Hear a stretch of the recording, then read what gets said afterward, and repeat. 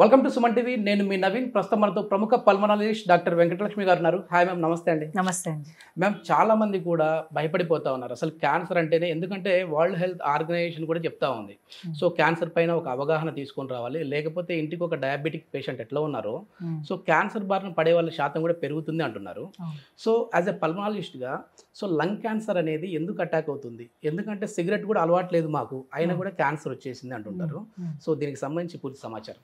తప్పకుండా. So lung cancer అనేది రకరకాలుగా ఉంటుంది. మ్యూటేషన్స్ వల్ల వస్తుంది, జెనెటిక్ మ్యూటేషన్స్ వల్ల కూడా రావచ్చు, నాన్ స్మోకర్స్లో రావచ్చు. స్మోకింగ్ చేసినప్పుడు రిస్క్ పెరుగుతుంది. జనరల్ పాపులేషన్ మీద అయితే ఏదైతే మనం రిస్క్ అనుకుంటే దాని 10 times రిస్క్ ఎక్కువ ఉంటుంది స్మోకర్స్లో క్యాన్సర్ రావడానికి, మ్యూటేషన్స్ అవడానికి.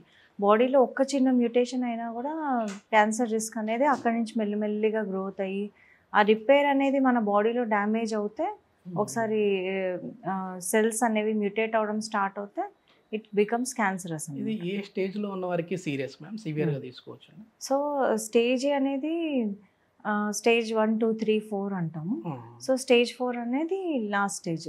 సో అది బాడీ అంతా స్ప్రెడ్ అయింది, లేకపోతే వేరే అవతల వైపు కూడా స్ప్రెడ్ అయిపోయింది, బోన్స్లో అన్నిట్లో, బ్రెయిన్లో మెటస్టైజ్ అయింది, అది స్టేజ్ 4 క్యాన్సర్స్. బట్ స్టేజ్ 4 అనగానే భయపడిపోయే అవసరం లేదు. ఇప్పుడున్న టెక్నాలజీతో, ఇప్పుడున్న క్యాన్సర్ బయాప్సీస్ చేశాక దానికి ఐహెచ్సి చేస్తాం మనం. ఐహెచ్సి అండ్ ఎన్జిఎస్ ప్యానెల్స్ చేస్తాం. ఐహెచ్సి అంటే ఎలా, ఏ టైప్ ఆఫ్ క్యాన్సర్, దానిలో ఏ మ్యూటేషన్ స్టార్ట్ అవుతున్నాయి, దేనివల్ల వచ్చింది, ఇవన్నీ. అది కాకుండా ఎన్జిఎస్లో కూడా ఎక్స్ట్రా మనకి ఏ మ్యూటేషన్స్ వచ్చాయి ఇవన్నీ అర్థమవుతాయి అనమాట. ఏ మ్యూటేషన్ టార్గెట్ అవుతాయి. ఇప్పుడు టార్గెటెడ్ థెరపీస్ వచ్చాయి. ఈవెన్ స్టేజ్ 4 క్యాన్సర్ కూడా టార్గెటెడ్ థెరపీ అంటే ఆ పర్టికులర్ మ్యూటేషన్ని బాడీలో అవ్వకుండా ఆపుతుంది. ఆ ఒక్క మ్యూటేషన్ని మాత్రమే ఆపుతుంది.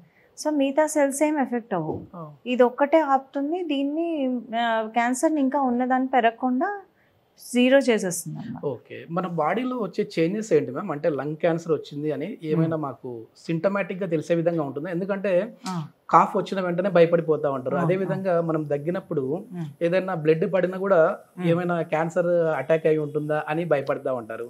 ఎట్లాంటి చేంజెస్ కనపడతాయి మనకి బాడీలో? సో క్యాన్సర్ అనేది ఓవరాల్ లాంగ్ రన్లో 2 to 3 monthsలో బాగా వెయిట్ లాస్, ఆకలి వేయకపోవడం, బరువు తగ్గడం అండ్ దగ్గు రావడము. కాఫ్ అనేది more than 2 weeks, even Indian గైడ్లైన్స్లో కూడా more than 2 weeks కాఫ్ వస్తే తెమ్మడి పరీక్షలు చేయించుకోవాలి, టెస్ట్ చేయించుకొని దానికి సంబంధించిన మందులు వాడుకోవాలి. టెస్ట్ ఉన్నాయి మ్యామ్ ఇది క్యాన్సర్ నిర్ధారణకి? బేసిక్గా మామూలుగా మనం 2 weeks తర్వాత ఎక్స్రే అండ్ స్పూటం అనేది మ్యాండేటరీగా చేపిస్తాం. ఎక్స్రేలో మనకి ఏమైనా మచ్చలు కనిపిస్తే అప్పుడు సిటీ స్కాన్ కానీ, కాంట్రాస్ట్ సిటీ కానీ, ఇంకా మనకి క్యాన్సర్ కన్ఫర్మ్ అయింది, ఇది క్యాన్సరే అన్నప్పుడు పెట్ స్కాన్ కూడా చేస్తాం. పెట్ స్కానింగ్ అనేది మనకి పూర్తి బాడీలో ఎక్కడెక్కడ ఉంది, హోల్ బాడీ పెట్ స్కాన్ ఎక్కడ ఉన్నది అని తెలుస్తుంది. దాన్ని బట్టి స్టేజ్ డిసైడ్ అయిన తర్వాత ట్రీట్మెంట్ డిసైడ్ అవుతుంది. ఒకసారి స్టేజ్ తెలిసిన తర్వాత దానికి అడిషనల్గా కన్ఫర్మేషన్ కోసం ముక్క పరీక్ష అనేది చేస్తాం, బయాప్సీ.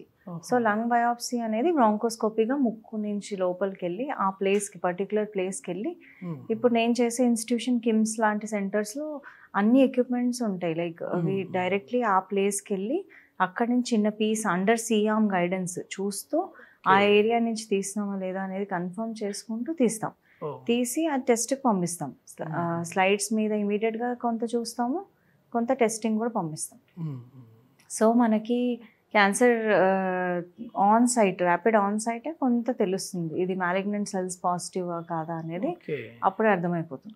ఓకే, ఇప్పుడు సిగరెట్ తాగే వాళ్ళకంటే కూడా తాగని వాళ్ళకి ఎక్కువ వస్తూ ఉన్నాయి. అంటే పక్కన వాళ్ళు తాగే వాళ్ళ పక్కన ఉన్నా కూడా వీళ్ళకి అటాక్ అవుతుందండి? అంటే ఆ స్మోకింగ్ పీల్చుకోవడం వల్ల కూడా? ప్యాసివ్ స్మోకింగ్ అంటారు. సో ప్యాసివ్ స్మోకింగ్ కూడా ఈక్వల్లీ డేంజరస్ అనమాట. Smoke as such, cigarette smoke burn అవడం వల్ల వస్తుంది కాబట్టి దానిలో హండ్రెడ్స్ ఆఫ్ కార్సినోజన్స్ ఉంటాయి. కార్సినోజన్స్ అంటే ఈ మ్యూటేషన్స్ కాజ్ చేసే ప్రతి కెమికల్ని మనం కార్సినోజన్స్ అని అంటాం అన్నమాట. సో ఇవి లోపలికి, మన లంగ్స్ లోపలికి వెళ్ళినప్పుడు ఒకటి సిలియా అనేది బర్న్ అయ్యి మనకి ఆల్రెడీ కొంచెం ఇమ్యూనిటీ తగ్గడము, మన సిలియా అనేవి త్రో చేస్తాయి బయటికి, డస్ట్ పార్టికల్స్ ఇలాంటివి బయటికి పుష్ అవుట్ చేస్తాయి. సో ఇది డ్యామేజ్ అయినప్పుడు స్మోక్ వల్ల మనకి ఇన్ఫెక్షన్స్ వచ్చే ఛాన్సెస్ పెరుగుతాయి. బాడీలో ఇలాంటి మ్యూటేషన్స్ అయితే మాత్రం క్యాన్సర్ రిస్క్ కూడా పెరుగుతుంది. ఈవెన్ మనం స్మోకింగ్ ఆపేసినా ఇవాళ ఆపేసినా మనకి బాడీకి క్యాన్సర్ రిస్క్ మళ్ళీ నార్మల్ జీరో జనరల్ పాపులేషన్కి అయ్యే అంత అవ్వాలంటే 10 ఏళ్ళు పడుతుంది. ఓకే. వేరే ఎఫెక్ట్స్ అంటే బ్రీతింగ్ డిఫికల్టీ తగ్గడం అవన్నీ 1 వీక్లో తెలుస్తాయి. 1 మంత్లో ఓవరాల్ ఎక్సర్సైజ్ కెపాసిటీ ఇంప్రూవ్ అయిపోతుంది. అంటే ముందు 2 ఫ్లోర్స్ ఎక్కితే ఆయాసం వచ్చే వాళ్ళకి కొంచెం నార్మలైజ్ అవ్వడం 3 ఫ్లోర్స్ వరకు వెళ్ళడం అలా ఇంప్రూవ్ అవుతుంది. ఓవరాల్ 1 ఇయర్లో పూర్తి లంగ్ ఫంక్షన్ లంగ్ కెపాసిటీ నార్మల్కి రావచ్చు. బట్ హెవీ స్మోకర్స్లో ఆల్రెడీ ఎంఫైసిమా సిఓపిడి అయిపోయింది, లేకపోతే క్యాన్సర్ స్టార్ట్ అయింది, అలాంటి వాళ్ళలో తక్కువ ఛాన్సెస్ రివర్స్ ఉంటాయి. ఓకే. ఈ పొల్యూషన్కి కూడా మన లంగ్స్ అనేవి దెబ్బతినే విధంగా ఉంటుంది మ్యామ్. ఎందుకంటే ఇప్పుడు మనం చూస్తే మెట్రోపాలిటన్ సిటీ లాంటి ఏరియాల్లో మనం చూసామంటే అసలు సిగరెట్ తాగేదానికంటే ఆ పొగ కంటే కూడా ఈ బయట పీల్చుకునే పొల్యూషన్ ఎక్కువగా ఉంది అని చెప్పేసి అంటూ ఉంటారు. దీని వల్ల కూడా ఏమైనా ఇంపాక్ట్ ఉంటుందా లంగ్స్ కి? స్మోకింగ్ వల్ల కాకుండా ఈ పొల్యూషన్ అనేది అవుట్డోర్ పొల్యూషన్ ఇండోర్ పొల్యూషన్ రెండిటి వల్ల సిఓపిడి వస్తుంది, బ్రాంకైటిస్ కూడా వస్తుంది. సో ఎయిర్వేస్ అనేవి ఇన్ఫ్లేమ్ అయ్యి వాస్తాయి. గాలిగొట్టాలు ఇలా ఓపెన్ గా ఉండాలి, అవి క్లోజ్ అయినప్పుడు బిగిసిపోయి పిల్లి కూతలు రావడము, తెమ్మడ ఎక్కువ ఫామ్ అవడము, లంగ్స్ బ్లాక్ అవడము, ఆ ఏరియాలో మళ్ళీ ఇన్ఫెక్షన్ వచ్చే ఛాన్సెస్, నిమోనియా వచ్చే ఛాన్సెస్ కూడా పెరుగుతాయి. సో బ్రాంకైటిస్ ఉన్న వాళ్ళలో కూడా బ్లడ్ పడే ఛాన్సెస్ ఉంటాయి. మోస్ట్ కామన్ కాజ్ బ్లడ్ పడడానికి బ్రాంకైటిస్. సో కానీ అది మెడికల్గా ముందు ప్రూవ్ అవ్వాలి. ఈ పేషెంట్కి బ్రాంకైటిస్ ఉంది, రక్తం పడడానికి క్యాన్సర్ కాదు, ఇంకేమి కాదు, టీబీ కాదు. టీబీ క్యావిటీస్ కూడా రక్త నరాల మీద చేర్చుకున్నప్పుడు బ్లడ్ పడే ఛాన్సెస్ ఉంటాయి. సో బ్లడ్ పడడానికి చాలా రీజన్స్ ఉంటాయి. అది మేము క్లినికల్గా కొంత పేషెంట్ చూసి కొంత ఎక్స్రే కొంత అలా హిస్టరీ ఎన్ని సంవత్సరాలు లేకపోతే ఎన్ని రోజుల నుంచి స్టార్ట్ అయింది దాన్ని బట్టి డిసైడ్ చేస్తాం. ఓకే. ఎట్లాంటి జాగ్రత్తలు తీసుకోవాలంటే దీని నుంచి దూరంగా ఉండాలి అని అంటే మనకి ఈ క్యాన్సర్ రాకుండా ఉండాలంటే డెఫినెట్గా అర్లీ స్క్రీనింగ్ అనేది హెల్ప్ అవుతుంది. మనకి స్టేజ్ని బట్టి ట్రీట్మెంట్ ఉంటుంది. సో మాస్క్ పెట్టుకుంటే చాలా వరకు పొల్యూషన్ ఎఫెక్ట్స్ని మనం తగ్గించుకోవచ్చు. సో మాస్క్ కాకుండా ఢిల్లీ లాంటి సిటీస్లో ఇంకా హెవీ పొల్యూషన్ ఉన్న వాళ్ళలో రెస్పిరేటర్స్ కూడా ఉంటాయి. రెస్పిరేటర్స్, ఎయిర్ ప్యూరిఫైయర్స్, ఇంట్లో ఎయిర్ ప్యూరిఫైయర్స్ పెట్టుకున్నా కొంతవరకు మనం ప్రివెంట్ చేయొచ్చు. అలాగే ఏసీ ఫిల్టర్స్, ఎలర్జీ ఎక్కువ ఉన్న వాళ్ళు ఫ్రీక్వెంట్గా మార్చుకుంటూ ఉంటే దానిలో అలా వచ్చే ఇన్ఫెక్షన్స్ కూడా మనకి కంట్రోల్ అవుతాయి. అదే కాకుండా ఇప్పుడు మనకి cough person to person transmission, viral infections ఇప్పుడు మనం వినే హెచ్ఎంపీవి కానీ ఎనీ అదర్ కోవిడ్ ఇన్ఫెక్షన్ కానీ 6 meters distance, hand hygiene, social distance అనేది పాటిస్తే చాలా వరకు మనకి ఇంప్రూవ్ అవుతుంది. స్మోకింగ్ మానంది ఏ చేంజ్ రాదు.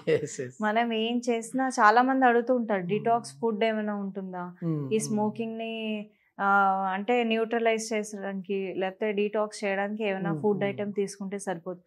అలా అయితే జరగదు. Until we stop smoking inhale చేసి పాయిజన్ మనం లోపల వేస్తున్నప్పుడు వీ కెనాట్ ఎక్స్పెక్ట్ ఇన్హేలర్స్ పనిచేయవు, మందులు కూడా పనిచేయవు, డీటాక్స్ ఏజెంట్స్ కూడా పనిచేయవు. సో స్మోకింగ్ మానేస్తే కానీ మనం ఏం చేయలేము. ఓకే. మెయిన్ ఆ స్మోకింగ్ చేసే వాళ్ళు వాళ్ళతో పాటుగా వాళ్ళ పక్కన ఉన్న వాళ్ళని కూడా ఇబ్బంది పెడతా ఉన్నారు. సో ఫుడ్ ఎట్లాంటి ఫుడ్ తీసుకోవాలి మ్యామ్ ఒకవేళ మన లంగ్స్ కెపాసిటీ హెల్దీగా ఉండాలి అన్నా కూడా? Food fresh fruits and vegetables ఫ్రీక్వెంట్గా తీసుకోవాలండి. ఓకే. సో వెజిటేబుల్స్లోనే ఎక్కువ యాంటీ ఆక్సిడెంట్స్ అండ్ మినరల్స్ ఉంటాయి. సో వాటిని బట్టే మనం మళ్ళీ మనం జరిగే రిపేర్స్ ఇవన్నిటికీ స్ట్రెంగ్త్ తెచ్చుకోగలం. Okay. Thank you ma'am. Thank you.